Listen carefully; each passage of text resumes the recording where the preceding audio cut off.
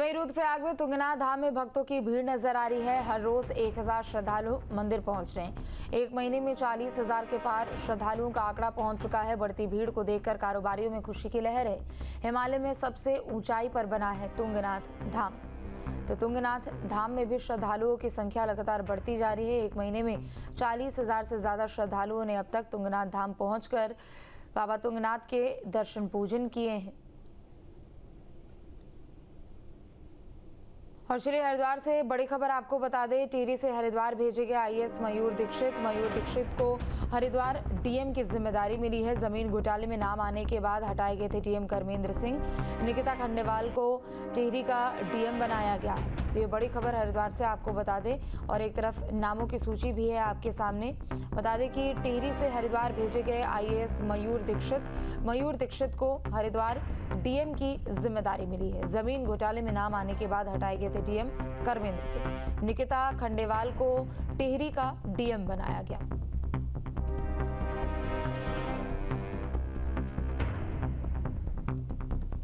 तो टिहरी से हरिद्वार भेजे गए आईएएस मयूर दीक्षित, निकिता खंडेवाल को भी एक बड़ी जिम्मेदारी मिली है। हरिद्वार से बड़ी खबर आपको बता दें, चूंकि बीते दिन जमीन घोटाले का मामला सामने आया था और उसके बाद कार्रवाई भी की गई है। टिहरी से हरिद्वार भेजे गए आईएएस मयूर दीक्षित को हरिद्वार डीएम की जिम्मेदारी मिली है। बता दें कि नगर निगम में जमीन घोटाला का जब मामला सामने आया था तो फिर डीएम कर्मेंद्र सिंह को सस्पेंड किया गया था और अब ये आगे की कार्रवाई भी की गई। बता दें कि निकिता खंडेवाल को एक बड़ी जिम्मेदारी मिली है। तो हरिद्वार जमीन घोटाले पर एक्शन लिया गया है। जमीन घोटाले में क्या कुछ कार्रवाई की गई है ये भी आपको बता रहे हैं। शासन के नियमों को दरकिनार कर खरीदी गई थी जमीन घोटाले में धामी सरकार की बड़ी कार्रवाई देखने को मिली। बता दें कि 2 आईएएस और 1 पीसीएस ऑफिसर समेत 12 लोगों को सस्पेंड किया गया है। डीएम, एसडीएम और पूर्व नगर आयुक्त पर भी गाज गिरी है। इस पूरे मामले को लेकर डीएम कर्मेंद्र सिंह, पूर्व नगर आयुक्त सहित 12 लोगों को भी सस्पेंड किया गया था। 19 सितंबर से 26 अक्टूबर के ही बीच का ये पूरा मामला है पिछले साल का। 33 बीघा जमीन को कृषि योग्य के रूप में दिखाया गया था, लेकिन फिर उसे कमर्शियल में ट्रांसफर कर दिया गया था। चूंकि ये पूरा मामला प्रकाश में आया और उसके बाद आगे की कार्रवाई भी की गई थी। भूमि को कृषि भूमि के तौर पर खरीदा जाता, लेकिन उसे कमर्शियल यूज के लिए दिखा दिया। लैंड यूज चेंज कर दिया गया और उसके बाद 14 से 54 करोड़ तक की इसकी कीमत बढ़ा दी गई। बता दें कि अक्टूबर में तत्कालीन एसडीएम के खिलाफ भी यहां पर कार्रवाई की गई है, चूंकि अक्टूबर और सितंबर का ये पूरा मामला था। तो वहीं हरिद्वार जमीन घोटाले पर सरकार की कार्रवाई को लेकर विपक्ष अब सवाल उठाने लगा है। कांग्रेस प्रदेश अध्यक्ष करण माहरा ने पूरी कार्रवाई को केवल दिखावा बताया। साथ ही कहा कि पूरे मामले में कई और आलाधिकारी नेता भी शामिल हैं। दबाव है कांग्रेस का। कांग्रेस के कार्यकर्ता लगातार इसके लिए आंदोलन कर रहे थे। आज मैं स्वयं अपने साथियों के साथ आंदोलन बैठने का मैंने अल्टीमेटम दिया था और आज सुबह सुबह ही डीएम, नगर आयुक्त और एसडीएम को सस्पेंड किया गया है। लेकिन इसमें भी चालाकी है। 12 अन्य लोगों को भी सस्पेंड किया गया, छोटे लोगों को। लेकिन जब हमने दबाव बनाया तो आज डीएम, एसडीएम और नगर आयुक्त की बारी आई है। लेकिन डीएम को सस्पेंड करने के साथ ही कार्मिक और सतर्कता विभाग के सचिव के संग अटैच कर दिया गया है। इसका मतलब कार्मिक का मतलब आप समझते हैं, सारे कर्मचारियों का सब कुछ वहीं से होना है। और सतर्कता विभाग का मतलब जितनी खुफिया जानकारियां या आईबी इत्यादि वो सब उससे। तो क्या वो वहां बैठ के प्रभावित नहीं करेंगे, मित्रता नहीं निभाएंगे?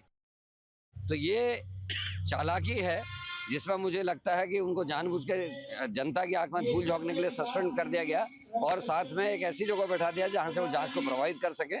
इसमें क्योंकि इसलिए भी मदद की जा रही है कहीं बड़े नेताओं के नाम ना आ जाए, जो मुझे लगता है। इसमें नेता बिना शासन की मर्जी के लैंड यूज चेंज नहीं होता है। ये सब कुछ इसमें घोटाला हुआ है। रणवीर सिंह जी को इसकी जांच सौंपी गई है। मैं को लगता है उनको और ताकत देने की जरूरत है। ईमानदार नेता है। पहले भी टेम्परिंग ऑफ जब भर्ती घोटाला हो तो उन्होंने सफल वो किया था। मुझे उम्मीद है कि वो अच्छा करेंगे। लेकिन इसमें केवल डीएम तक बात नहीं आती, इसमें सफेद पोस्ट नेता भी सम्मिलित हैं, इसमें बड़े उच्चाधिकारी भी सम्मिलित हैं। समय आने दीजिए, हम खुद भी खुलासे करेंगे। तो वहीं अल्मोड़ा में मौसम ने करवट ली है। बारिश के बाद मौसम सुहाना हुआ। मौसम विभाग ने बारिश की संभावना जताई थी। तो एक बार फिर प्रदेश में मौसम विभाग की भविष्यवाणी सच हुई है। अल्मोड़ा में मौसम ने करवट ली। बारिश के बाद मौसम सुहाना हुआ। मौसम विभाग की ओर से बारिश की संभावना जताई गई थी। तो पहाड़ों में मौसम का मिजाज बदला है। बारिश के बाद मौसम सुहाना हुआ। उत्तराखंड में मानसून की दस्तक हो चुकी है। देहरादून समेत कई जिलों में झमाझम बारिश हो रही है। प्रदेश में 5 जून तक भारी बारिश का अलर्ट है। पिथौरागढ़ और बागेश्वर में तेज बारिश का अलर्ट है। बारिश से तापमान में गिरावट दर्ज की गई है। चारधाम के यात्रियों से सतर्क रहने की अपील की गई है। नदी नालों से भी दूर रहने की अपील की जा रही है। तो देहरादून समेत कई जिलों में बारिश को लेकर अलर्ट जारी किया गया है। प्रदेश में 5 जून तक बारिश को लेकर अलर्ट जारी किया गया है। देहरादून, पिथौरागढ़ और बागेश्वर में तेज बारिश का अलर्ट है, तो वहीं लोगों से सतर्क रहने की अपील है। बारिश में तापमान में गिरावट भी दर्ज की गई। मौसम विभाग की भविष्यवाणी लगातार सच होती जा रही है और इस वक्त कितनी मूसलाधार बारिश यहाँ पर हो रही है आप खुद देख सकते हैं। और देहरादून यहाँ ये बिल्कुल घंटाघर के आसपास का, सचिवालय के आसपास का एरिया है और ज़ोरदार बारिश इस समय हो रही है, जिसको हम मूसलाधार बारिश कहते हैं। और सुबह से ही बादल छाए हुए थे, ऐसा लग रहा था कि आज बारिश होगी।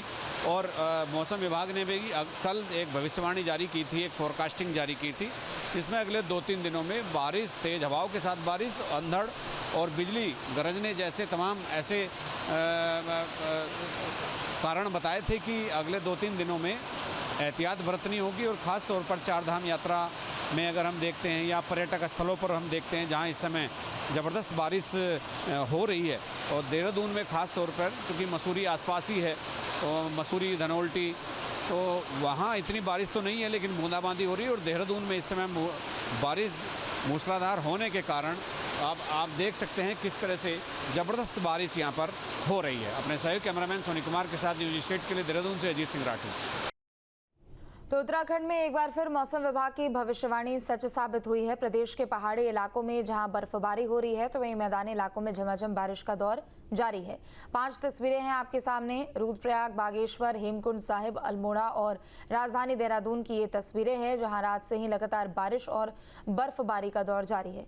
रुद्रप्रयाग, हेमकुंड साहिब में भारी बर्फबारी हो रही है, तो इसी बीच रुद्रप्रयाग में मैदानी इलाकों में हल्की बारिश हुई है और बर्फबारी के बाद भी बड़ी संख्या में भक्त बाबा केदार के दर्शन के लिए पहुंच रहे हैं। खराब मौसम के बाद भी भक्तों का उत्साह कहीं से भी कम होने का नाम नहीं ले रहा।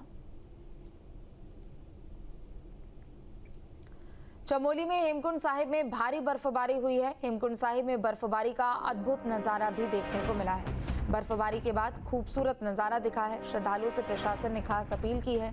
श्रद्धालुओं से घांगरिया वापस लौटने की अपील की गई है। श्रद्धालुओं की सुरक्षा को लेकर प्रशासन अलर्ट है। बता दें कि एसडीआरएफ के साथ चमोली पुलिस भी मुस्तैद है। तो हेमकुंड साहिब में ऊंचाई वाले इलाके में बर्फबारी लगातार जारी है और ऐसे में लोगों से वापस सुरक्षित जगह पर लौटने की अपील की गई है। चूंकि घांगरिया जो कि थोड़ा निचला इलाका है, वहां पर लोगों को वापस लौटने के लिए कहा गया। बर्फबारी के बाद अद्भुत नजारा भी देखने को मिला। जहाँ भक्ति है हर शब्द में, कथाओं में छुपे हैं दिव्य रहस्य और ज्योतिष देता है जीवन को दिशा। धर्म से जुड़ी हर बातों को जानने के लिए हमारे चैनल स्तुति को सब्सक्राइब करें। चैनल पर जाने के लिए इस लिंक पर क्लिक करें।